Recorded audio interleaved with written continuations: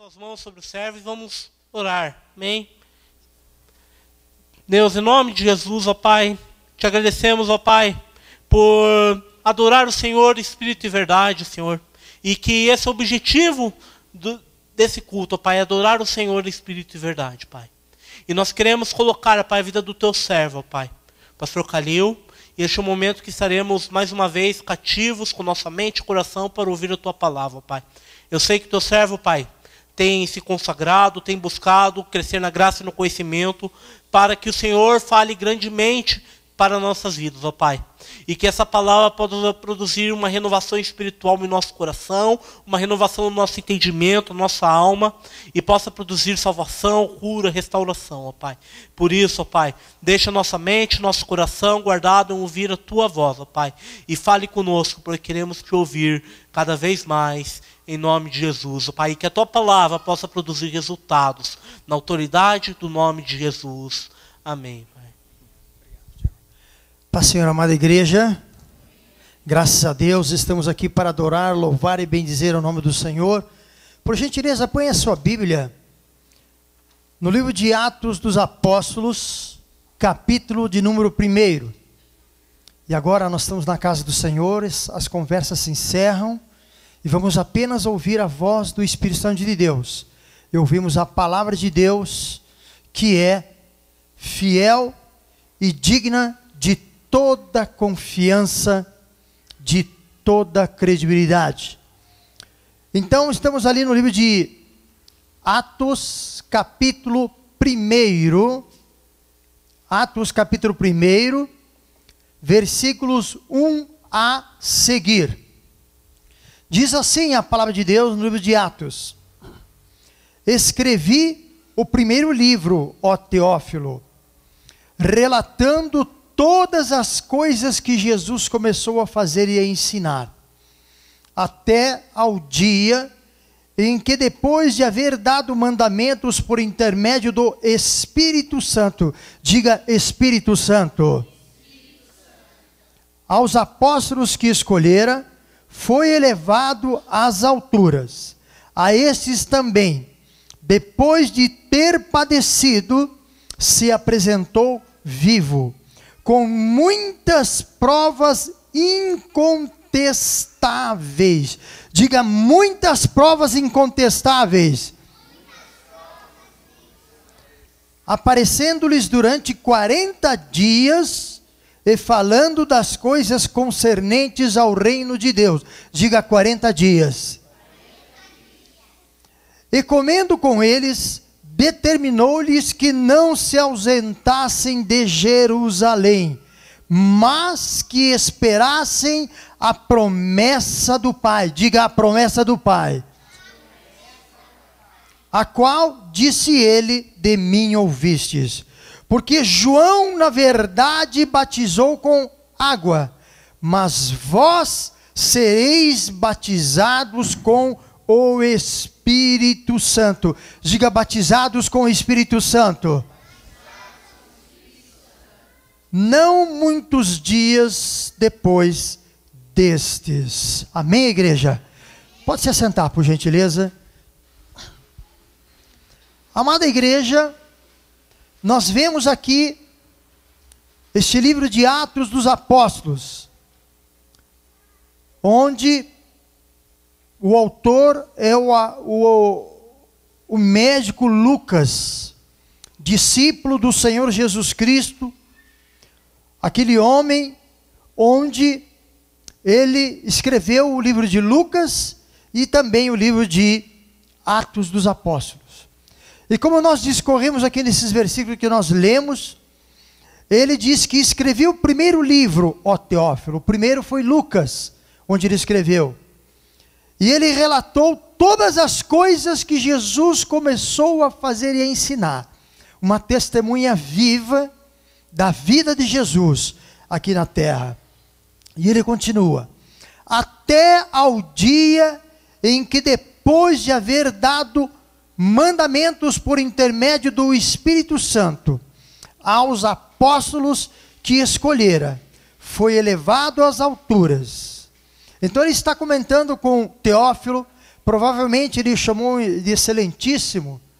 Então deve ser uma alta autoridade, conhecedora da tradição apostólica.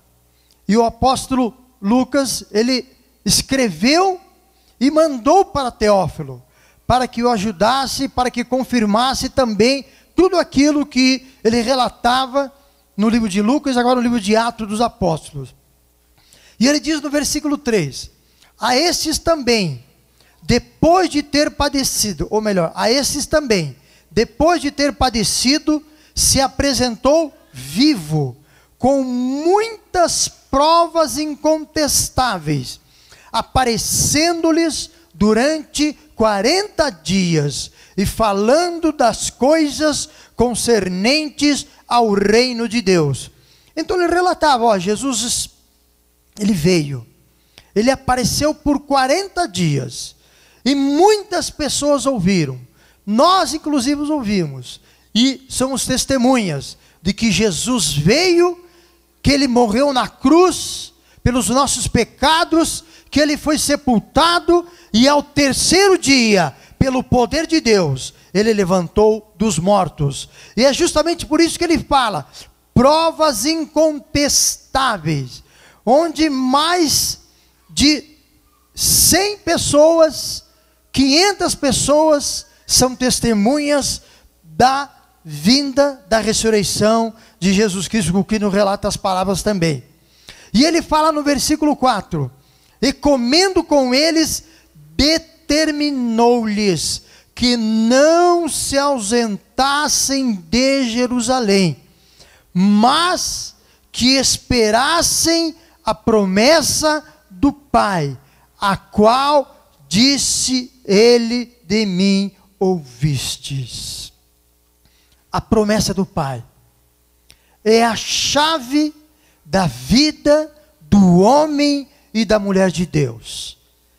Esta promessa do Pai, que o próprio versículo já nos dá uma direção no versículo 5, quando ele diz, porque João, na verdade, batizou com água, João Batista, mas vós sereis batizados com o Espírito Santo, não muito depois desses dias.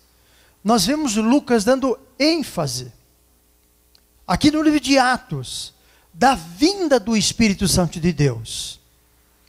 O que isso pode nos ajudar a entendermos também, que a vida, na vida do homem e da mulher de Deus, ela só pode fluir no poder de Deus, quando nós damos vazão, quando nós damos liberdade, e quando nós buscamos sermos cheios do Espírito Santo de Deus.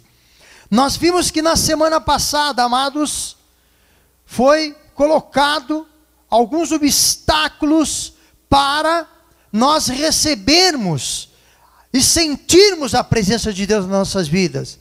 Entre aqueles obstáculos, foi nos dado aqui na preleção do domingo passado, que estava ali a idolatria, onde a mensagem muito bem nos deixou claro que ser idólatra não é apenas adorar imagens ou alguma estátua ou algo que nós possamos parecer, ou algum santo que não seja o Senhor Jesus Cristo. Que idolatria, ficou muito bem claro, é tudo aquilo que nós colocamos em lugar do Espírito de Deus na nossa vida.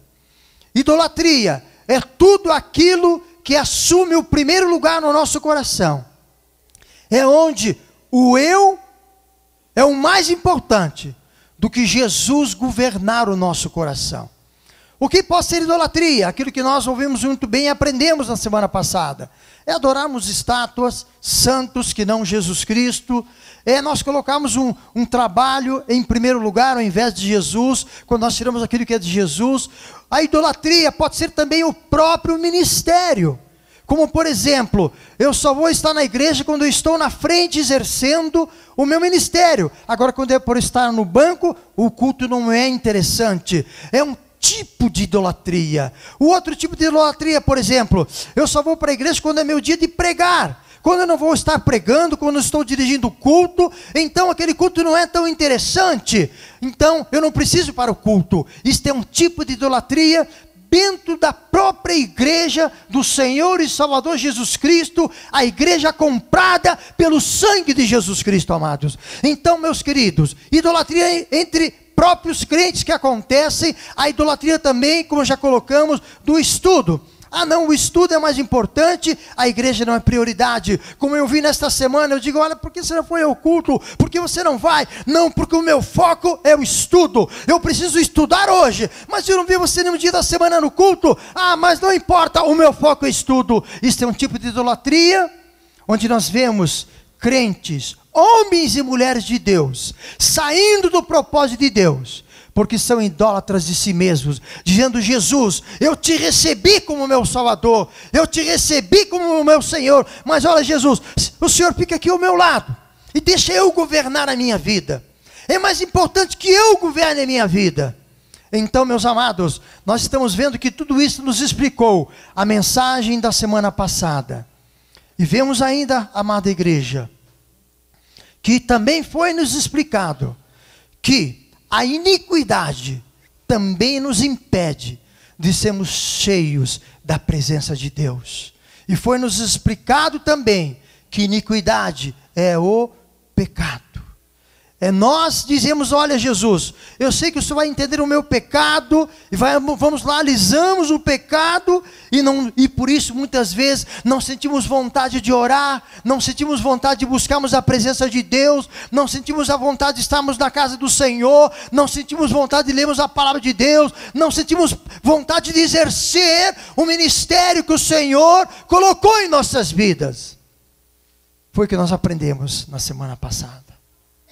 E hoje, nós vemos aqui, que os apóstolos, os discípulos de Cristo Jesus, eles estavam ali, esperando algo mais, esperando alguma coisa acontecer, como nós vimos antes de Jesus ressuscitar. Nós vimos ali que os apóstolos estavam ali no livro de Lucas, eles estavam trancados, com medo. Olha, o nosso mestre morreu, o que vai ser de nós agora? Até que Jesus ressuscitou, chegou para eles e disse, olha, paz seja convosco.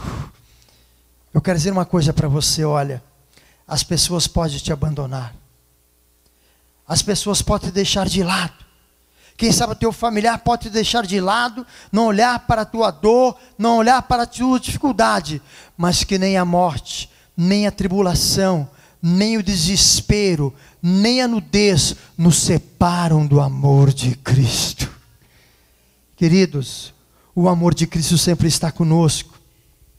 E nós vemos aqui que Jesus, aqui ele chegou ali, né? E ele apareceu para os discípulos, ele estava dizendo, olha, a palavra de Deus tem se cumprido na minha vida, eu ressuscitei, eu estou aqui, ainda que houvesse dúvida, Tomé dizia para os discípulos que o haviam visto, não, eu só vou crer se eu tocar nas feridas de Jesus.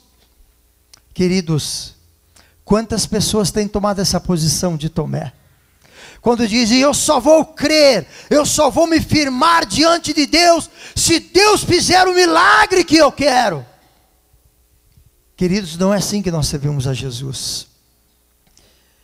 Assim, como a graça é um favor imerecido, nós temos que ter reconhecimento em nossos corações, e servir a Jesus sem reservas e sem condições, porque Ele é o Senhor, Ele é o Deus, Ele é aquele que verdadeiramente é o nosso oleiro, nós somos simples vasos nas mãos do Senhor, e nós temos que amá-lo, não porque Ele pode nos dar, mas pelo que Ele é, amados. Muitas pessoas acham que viver com Jesus é só vivemos de campanha em campanha em campanha. Isto é importante, isto é um foco, esta é uma direção, mas não é somente por isso que nós servimos a Jesus. Nós servimos a Jesus, amada igreja, pelo que Ele é e não pelo que Ele pode dar. Este é o verdadeiro amor a Jesus Cristo, o Cordeiro de Deus. Esta é a prova do verdadeiro amor que nós podemos ter por Jesus Cristo, meus queridos. E nós vemos aqui que Jesus realmente apareceu a eles, ali no versículo 4, que Jesus estava ali comendo com eles.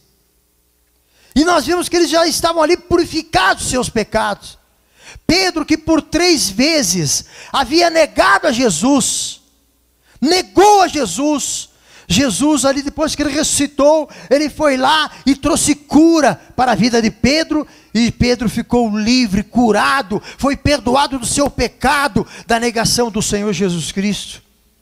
E agora eles esperavam uma nova direção de Jesus, uma nova ordem de Jesus. Eles estavam purificados, estavam esperando por Jesus, e Jesus ali ressurreto, estava ali comendo com eles, e determinou-lhes que não se ausentassem de Jerusalém.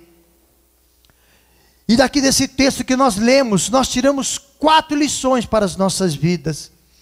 Nós sabemos que nesta semana, ou melhor, neste mês, nós estamos trazendo mensagem aos domingos de uma renovação espiritual, mensagens concernentes a um reavivamento em nossas vidas. E eu pergunto, nos tempos de hoje, a igreja de Jesus Cristo precisa de um reavivamento ou não precisa? Precisa ou não precisa? Ela precisa. O que é um reavivamento? O que é um despertamento espiritual? Uma renovação espiritual? É aquilo que eu falei agora, um despertamento espiritual. Porque quando nós temos um verdadeiro despertamento espiritual em nossas vidas, amados, nós não nos contentamos com a vida espiritual que nós estamos vivendo, não nos contentamos quando o nosso ministério não está sendo próspero, não contentamos quando não estamos realizando o nosso ministério, não nos contentamos quando as vidas não estão se rendendo aos pés de Jesus, não nos contentamos quando não adotamos alguém para discipular e ajudar a crescer e assim ser enviado para pregar a palavra de Deus. E quando isso não está realmente nos incomodando, é como nós estivéssemos vivendo um período de apatia espiritual. E a apatia espiritual, ela não produz vidas, ela não produz frutos no reino de Deus. E a apatia espiritual, meus amados, não deixa de ser uma negligência do dom que Deus colocou na vida de cada um de nós para a glória do seu nome.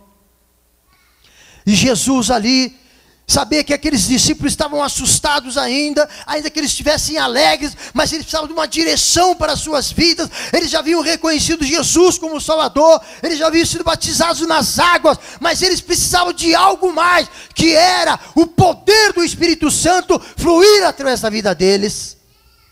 Então nós aprendemos aqui 4 lições importantes para uma renovação espiritual. O que nós podemos chamar como momento de preparação, para que possamos caminhar na unção e no poder do Espírito Santo.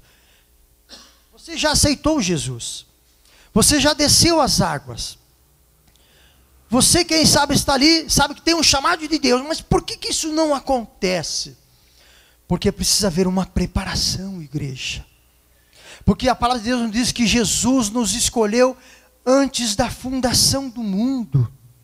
Ele te escolheu muito antes do mundo ser criado, dos céus e da terra serem criados, dos mares serem criados, dos continentes serem separados. Ele já havia te escolhido para um propósito maravilhoso e para que você venha efetivar esse propósito na tua vida. E você pode dizer aqui nesta noite: mas será que Deus tem um propósito na minha vida? Com certeza Deus tem um propósito na tua vida. Deus não te chamou para ser um aquecedor de bancos. Deus não te chamou para ser apenas um espectador de milagres. Deus te chamou para te usar na palavra. Deus te chamou para que através das tuas orações, vidas sejam rendidas aos pés do Senhor. Deus te chamou para interceder. Deus te chamou para discipular. Deus te chamou para testemunhar. Deus te chamou para que o dom que Ele derramou na tua vida seja algo constante nas nossas vidas, igreja. E nós vemos aqui, queridos, que nessas 4 lições nos ensinam um momento de preparação para que nós possamos passar pela a experiência da renovação espiritual. E o primeiro ponto é esse, que Jesus disse no versículo 4. E comendo com eles, determinou-lhes que não se ausentassem de Jerusalém, mas que esperassem a promessa do Pai, ao qual disse ele: de mim ouvistes. Quando os discípulos foram inquirir a Jesus, dizendo: ó, Jesus, o Senhor não vai embora não, Jesus não vai morrer nesta cruz não. Jesus disse: olha, convém que eu vá, pois se eu não for, o Consolador não vos será enviado. A promessa do Pai não virá sobre vós. Jesus estava dizendo: olha, o meu ministério está se encerrando aqui na terra. Deus operou todo o Velho Testamento.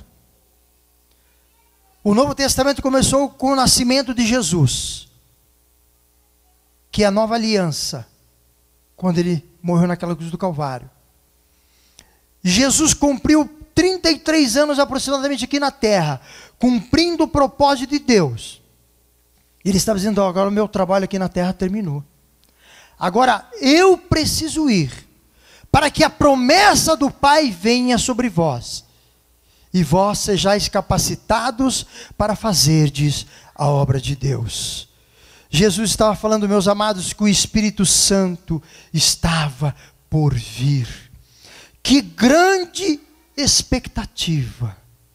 E os apóstolos e os discípulos aguardavam ansiosamente a chegada desse Espírito Santo. E enquanto isso, eles cumpriam rigorosamente as ordens de Jesus.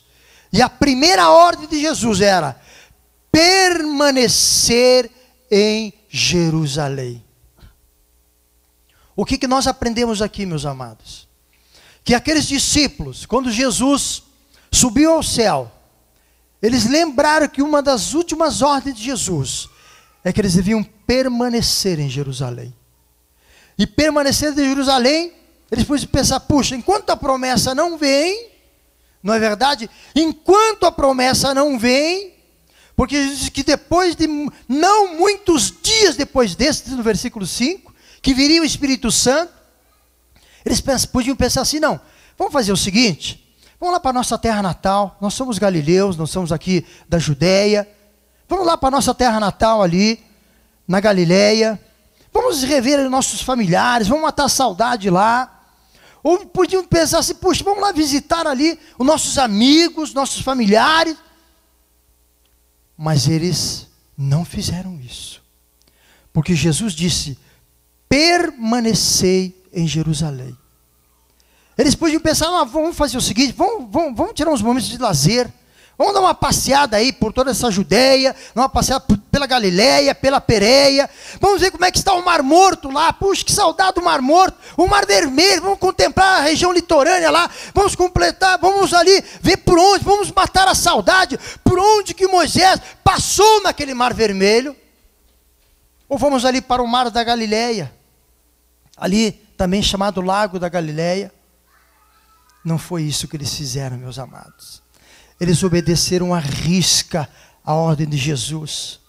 Jesus nos disse para eles: ó, vamos ter lazer, vamos passear, vamos matar a saudade. Jesus nos disse para eles: olha, agora é tempo de vocês arregaçarem as mangas e vocês permanecerem em Jerusalém, para que vocês possam receber a promessa que o Pai tem para enviar sobre a vida de vocês. E qual foi o segundo passo que eles fizeram? O primeiro passo, eles permaneceram, diz a palavra de Deus, porque Jesus havia se ascendido ali no Monte das Oliveiras, quando ele subiu ao céu. Diz ali no versículo 9, né? Ditas essas palavras, Jesus, elevado às alturas, à vista deles, e uma nuvem o encobriu dos seus olhos. E estando eles com os olhos fitos no céu, enquanto Jesus subia, eis que 2 varões vestidos de branco se puseram ao lado deles, e lhes disseram: varões galileus, por que estáis olhando para as alturas? Esse Jesus, que dentre vós foi assunto ao céu, virá do modo como viste subir. E veja o que aconteceu ali no versículo 12. Então voltaram para Jerusalém do monte chamado Olival, que dista daquela cidade tanto como a jornada de um sábado, 1 quilômetro. Então, amados, Jesus subiu às alturas, eles viram o poder de Deus, e eles voltaram para obedecer a ordem de Jesus: permaneçam em Jerusalém. Mas antes de eles irem para Jerusalém, antes de Jesus subir ao céu, veja o que ele falou no versículo 8: mas recebereis poder ao descer sobre vós o Espírito Santo, e sereis minhas testemunhas, tanto em Jerusalém, como em toda a Judéia e Samaria, e até os confins da terra. Foi antes do 9, quando ele subiu ao céu. Eles viram ele subindo. Jesus disse: olha, vocês vão receber poder, e aí vocês vão poder realizar o ministério que eu lhes tenho confiado. E aí as coisas vão acontecer na vida de vocês. E aí vocês vão ver que a motivação vai ser totalmente diferente. Era isso que Jesus estava dizendo, meus amados. Jesus estava dizendo para eles: aí vocês vão conseguir vencer a idolatria que tanto tenta a vida dos homens e das mulheres de Deus. Queridos, quando nós nos sentimos desmotivados, é porque o poder do Espírito Santo não está fluindo em nossas vidas. E Jesus deu a dica: olha, você só vai entrar num renovo na sua motivação quando você verdadeiramente for cheio do Espírito Santo e do poder de Deus. Foi por isso que eles creram nesta promessa de Atos 1:8. Eles creram e eles voltaram para Jerusalém. Esse é o primeiro passo: permanecer na direção de Jesus para as nossas vidas. A nossa tendência, amados, quando parece que as coisas não andam como nós queremos, é nós querer fazer do nosso jeito, da nossa maneira. Não, meus amados, os discípulos permaneceram. A nossa tendência, quando não estamos dando os frutos, é dizer: não, quem sabe meu tempo terminou, quem sabe não é mais o meu lugar. Quando vem uma luta, que eu tenho visto é muito comum, né? Quando vem uma luta: não, aqui não é mais o meu lugar, aqui não é mais aquilo. E a nossa primeira tendência é nós sairmos do propósito de Deus. Queridos, Jesus está dizendo nesta noite: olha, permaneça em Jerusalém. Permaneça onde eu tenho te chamado, permaneça onde eu tenho te colocado, permaneça onde eu tenho confiado, tenho te ungido, permaneça, não arrede os seus pés, persevere no ministério, no dom que eu tenho colocado na tua vida. Ainda que pareça que não esteja dando fruto, busque mais a minha presença, busque mais a minha estratégia, e aquilo que eu cumpri, e aquilo que eu falei, vai acontecer na tua vida. Mas para tudo isso, meus amados, é necessário permanecer, é necessário perseverar. É a primeira lição que nós vemos aqui nesta palavra. A segunda lição está no versículo 13. Quando ali entraram, subiram para o cenáculo, onde se reuniam Pedro, João, Tiago, André, Filipe, Tomé, Bartolomeu, Mateus, Tiago, filho de Alfeu, Simão, o Zelote, e Judas, o filho de Tiago.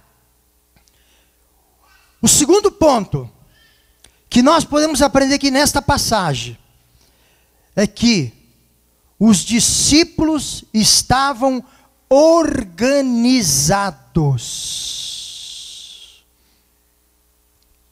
Estavam todos eles juntos, de uma maneira organizada.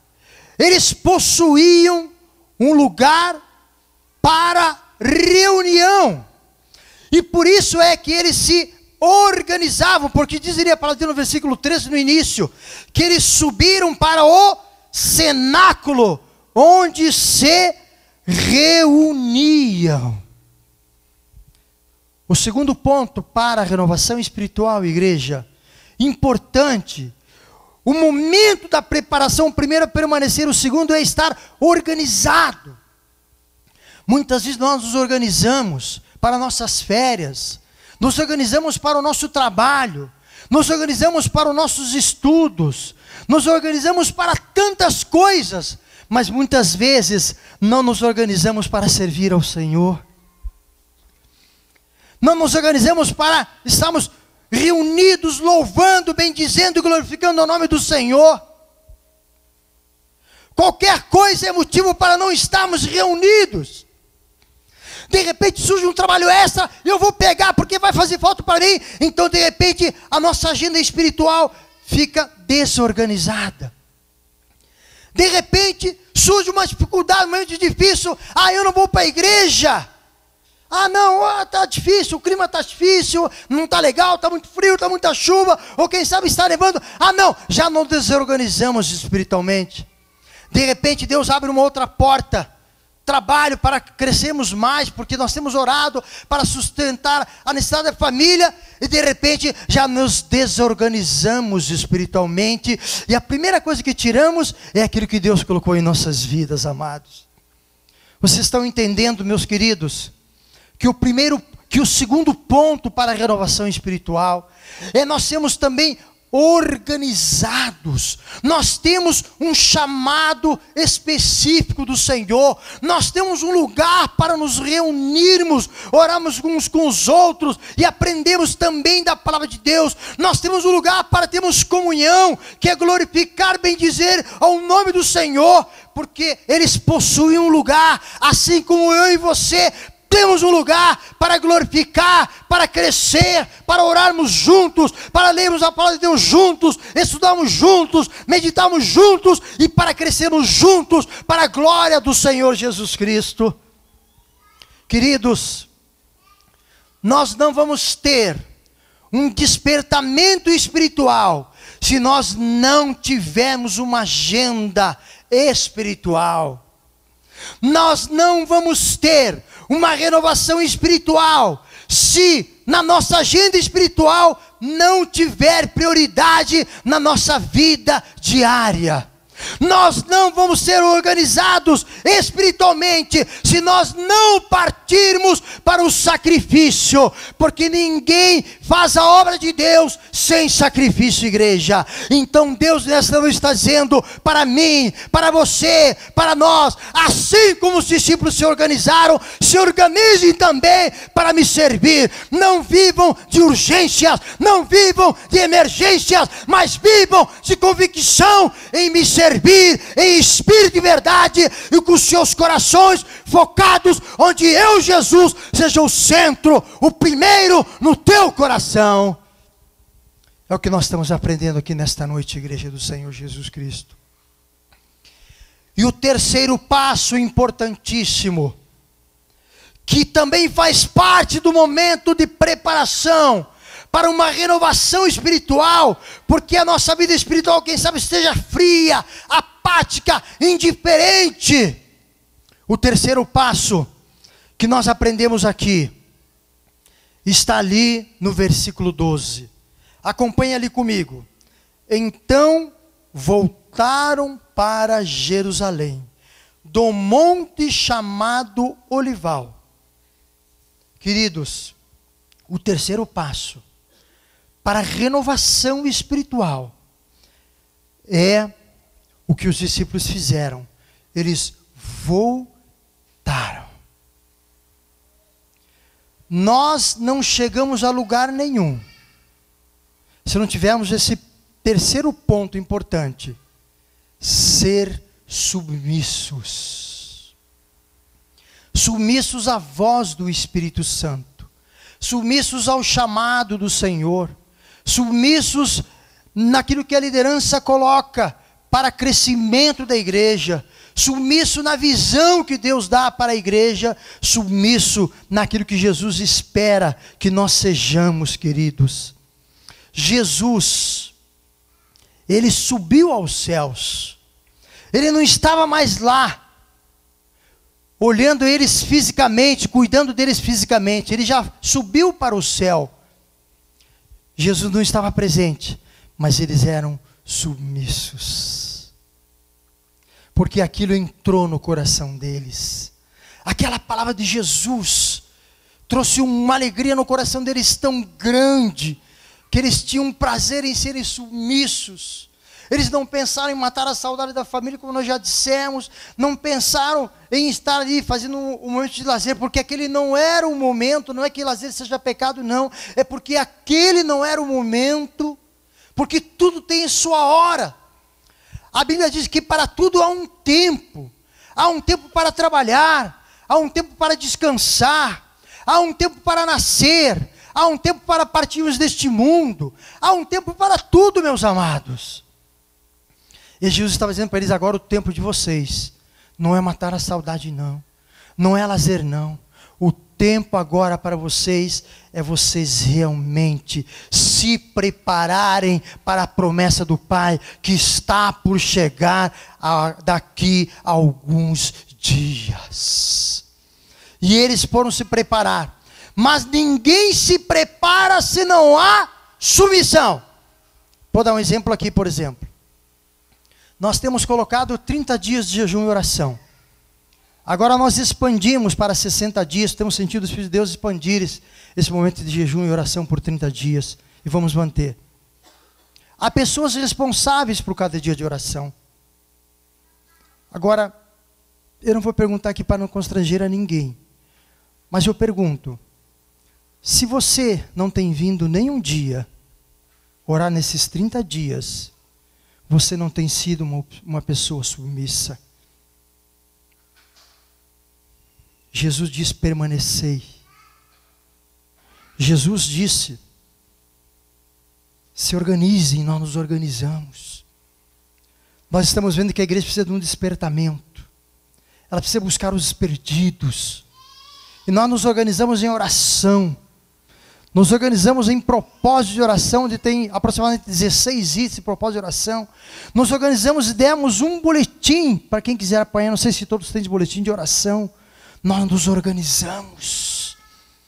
Mas para isso precisamos ser submissos. Buscar ao Senhor. Não, pelo menos um dia da semana eu vou orar ali na igreja, vou fazer parte desse grupo de oração. Hoje não, eu que estou na liderança, mas não tem problema, o meu horário permite, eu vou lá mais um dia do que aquele dia.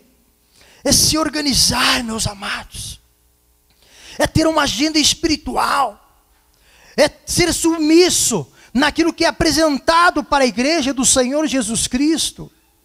Eu não estou aqui cobrando nada de ninguém, porque eu estou dizendo um exemplo de se organizar espiritualmente, um exemplo de submissão.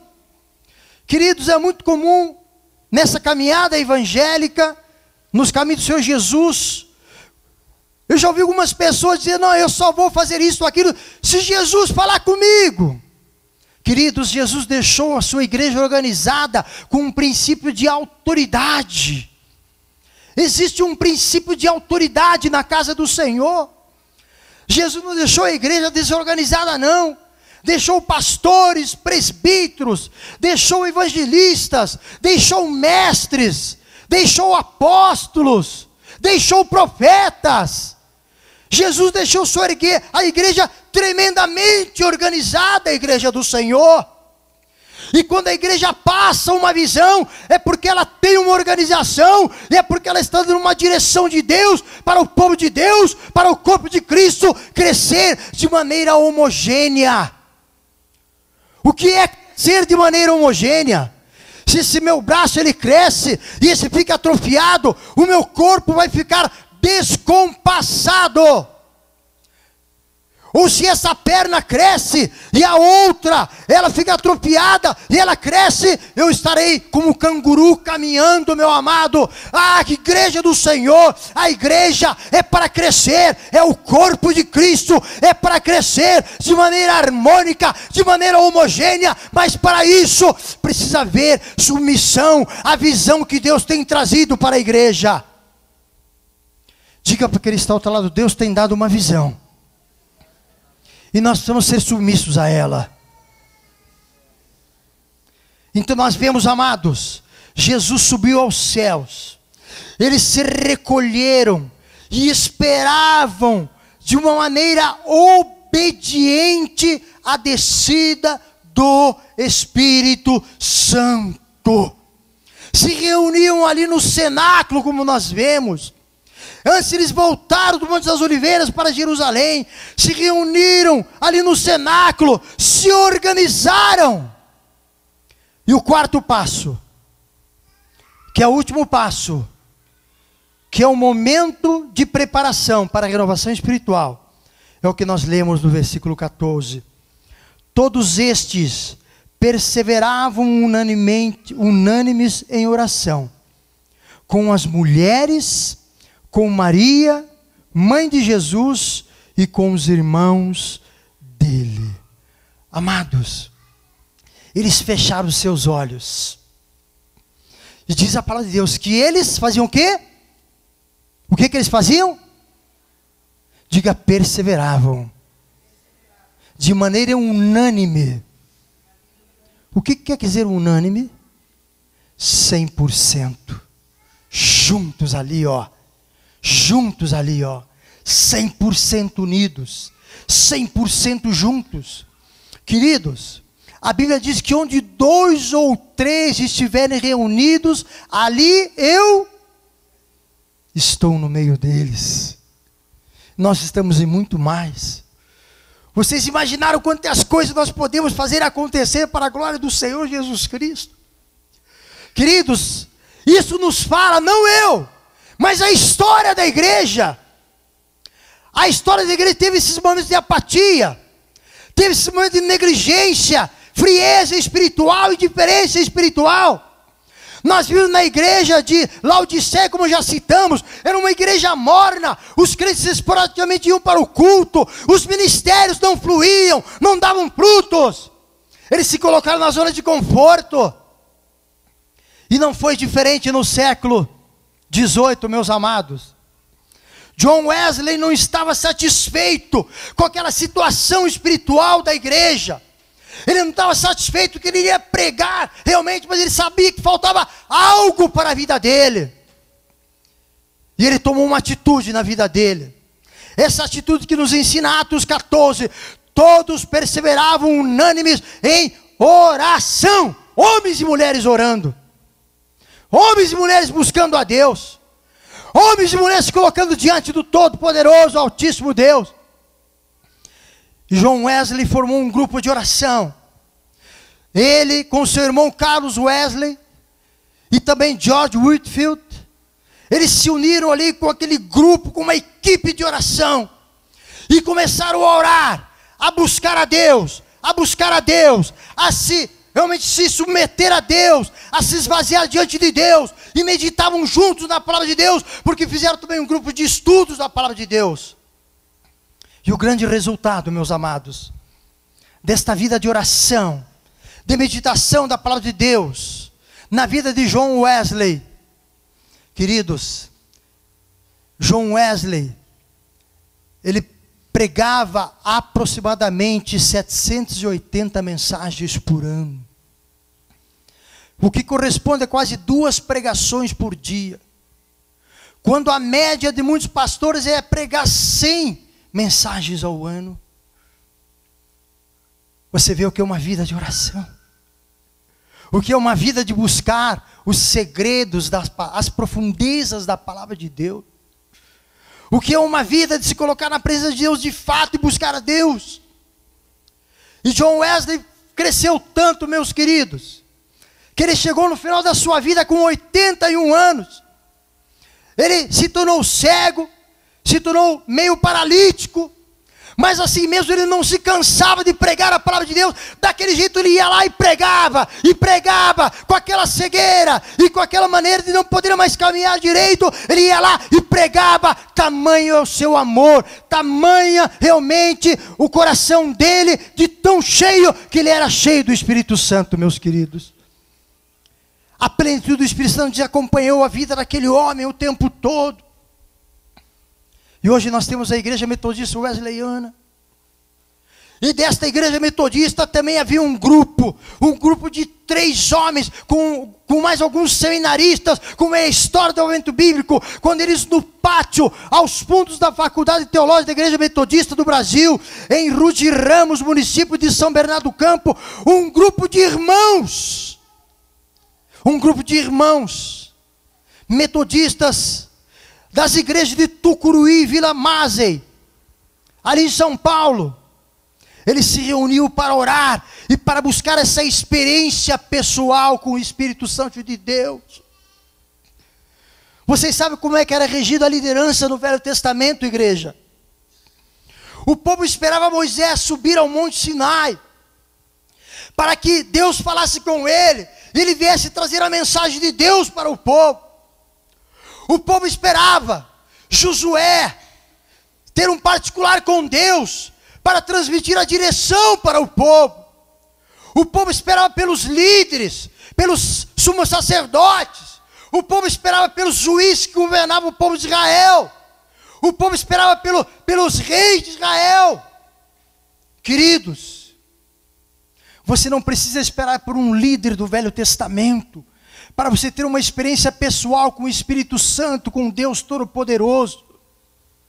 Desde que Jesus morreu na cruz do Calvário, queridos, o véu se rompeu de alto a baixo, e daquele momento em diante não havia mais nada que nos separasse de adentrarmos a presença de Deus.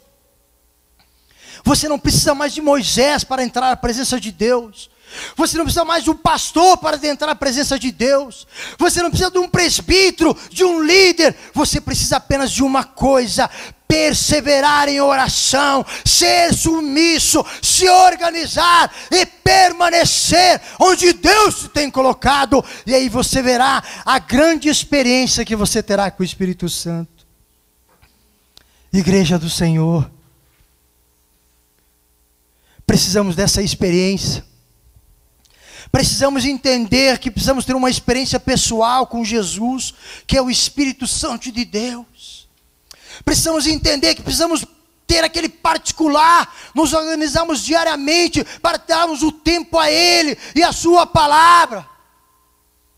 John Wesley, com toda aquela vida de fundar a igreja para tudo que é lado, de ali fundar a igreja, de ali também estar viajando de cidade em cidade. Ele foi, na verdade, um apóstolo, por onde ele ia, ele procurava abrir igrejas. Chegou um tempo que os mineiros na Inglaterra estavam todos endividados, e a igreja quase não havia entradas.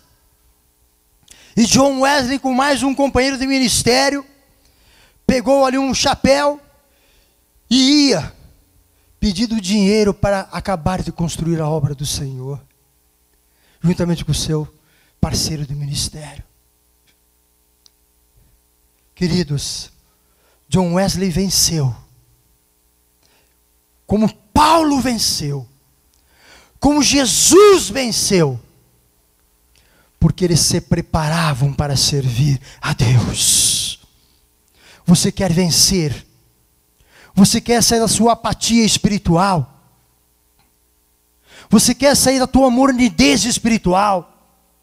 Você quer vencer o pecado? Você quer que o ministério de Deus flua através da tua vida? Você quer ver os frutos surgirem na tua vida? Então busque uma renovação espiritual. mas ela só é possível se houver momentos de preparações. Ela só é possível se você permanecer firme, porque ainda não é tempo de descanso. Ela só é possível se você se organizar e colocar Deus em primeiro lugar na tua vida. Ela só é possível renovação espiritual, um reavivamento, se você for submisso àquilo que Jesus tem feito, falado no teu coração, e aquilo que Ele tem dado para a hierarquia da igreja. E você receberá a renovação espiritual somente se você perseverar unânime em oração, ainda que a situação seja contrária, porque quando eles perseveravam unânime, entre eles não havia briga, não havia discussões, e eles eram objetivos e esperavam a promessa do Pai. E eu pergunto nesta noite: que visão mais Deus tem colocado no teu coração? Eu vejo claramente na nossa igreja, porque eu conheço os ministérios, a maioria deles, não todos, mas a maioria. Eu vejo claramente que há muitas vidas ali, em estado de letargia espiritual, com o dom que Deus colocou sobre vidas, com o chamado de Deus sobre vidas. Mas nesta noite Deus está dizendo: olha, deixe a promessa do Pai encher teu coração nesta noite. Deixe a promessa do Pai te impulsionar. Porque aquilo que nós fazemos para Deus, amados, é com esforço que é a nossa parte, mas também impulsionados pelo poder do Espírito Santo de Deus, igreja. Depois que esses homens receberam a promessa do Pai, amada igreja, os discípulos e apóstolos estavam preparados para receber o Espírito Santo. Eles deram chance, se organizaram, se prepararam. Mas duas condições são fundamentais para que o Espírito Santo possa encher a tua vida. Duas questões fundamentais: ser submisso e obediência. Sem submissão e obediência, você pode saber de uma coisa: você não vai ser cheio do Espírito Santo. Você não vai conseguir. Mas eu tenho certeza que nesta noite temos homens e mulheres onde o Espírito Santo de Deus habita, onde estão deixando nesta noite que os seus corações, suas vidas sejam invadidas pela palavra de Deus, que é a palavra rema, que é a palavra de Deus revivificada nos corações. E quando isso aconteceu, os discípulos e os apóstolos eram pessoas comuns, cheias e falhas, cheias de ambições, e eram pessoas falhas, como nós somos, queridos irmãos. Somos cheios de ambições, temos muitas falhas, mas enquanto o Espírito Santo não chegou, eles não conseguiram realizar nenhum feito extraordinário. Não conseguiram orar e as pessoas serem curadas da cegueira, o coxo se levantando, pulando na presença do Senhor, o mudo cantando louvores ao Senhor. Eles não conseguiram. Da mesma maneira a nossa vida, igreja. Da mesma maneira a comunhão que nós buscamos com Deus, onde a nossa vida pode também ser do Espírito Santo, queridos. Pode ser cheio do Espírito Santo. E Ele pode fazer coisas incríveis através de nós. Diga para aquele que está ao teu lado: o Espírito Santo pode fazer grandes coisas através da tua vida. Isso, profetiza na vida da pessoa em nome de Jesus. Agora, amados, Ele só vai fazer grandes coisas para aqueles que se preparam e buscam verdadeiramente o Espírito, é que verão as grandes coisas de Deus. Se coloque de pé, igreja do Senhor. Eu queria chamar o ministério de louvor aqui, neste momento, em nome de Jesus. Vamos entoar um cântico, neste momento, e que você possa fechar os seus olhos, e pensar, de que maneira você tem se preparado para ser cheio do Espírito Santo. De que maneira você tem buscado a presença do Espírito Santo. Que você pense neste momento. E que você nesta noite busque no Senhor a estratégia para que o teu dom venha dar frutos e frutos em abundância. E nesta noite, igreja do Senhor, com certeza, da mesma maneira quando na fundação da nossa igreja Avento Bíblico, haviam 3 rapazes como nós, alguns seminaristas, como eu já disse, nos fundos da Faculdade Teológica Metodista do Brasil, ali no município de São Bernardo. Um grupo de irmãos se reuniu de igrejas diferentes. E ali nós vimos que igrejas da mesma denominação, mas de localidades diferentes. E ali eles tiveram uma experiência pessoal com o Espírito Santo. Entre os seminaristas estavam 3 deles: Mário Roberto Lindstrom, Oswaldo Fuentes e o nosso querido saudoso pastor Alídio Flora Agostinho, que partiu para a glória com o Senhor. Porque eles criaram um grupo de clamor. Porque orar, e esse grupo de clamor orava incessantemente por um reavivamento no seio da igreja. E nesta noite, eu quero dizer para você que todos esses passos são fundamentais. Ainda que pareça que a situação esteja difícil, ainda que pareça que esteja difícil permanecer, ainda que pareça que seja difícil nos organizarmos, ainda que pareça difícil ser submisso, ainda que pareça que no momento que nós não temos forças para orar, eu digo para você, assim como o grupo de oração de John Wesley trouxe um reavivamento para a igreja do século XVIII, assim como o grupo de oração chamado grupo de clamor, onde estavam reunidos também os 3 fundadores do Avento Bíblico. E o Avento Bíblico já faz 66 anos, amada igreja. Mas tudo isso porque eles tinham sede de ter uma experiência pessoal com o Espírito Santo de Deus e serem cheios do Espírito. Por isso que Efésios 5,18 diz: não vos embriagueis com vinho onde há contenda, mas enchei-vos do meu Espírito. Aleluias. Sinta bem a letra desta música.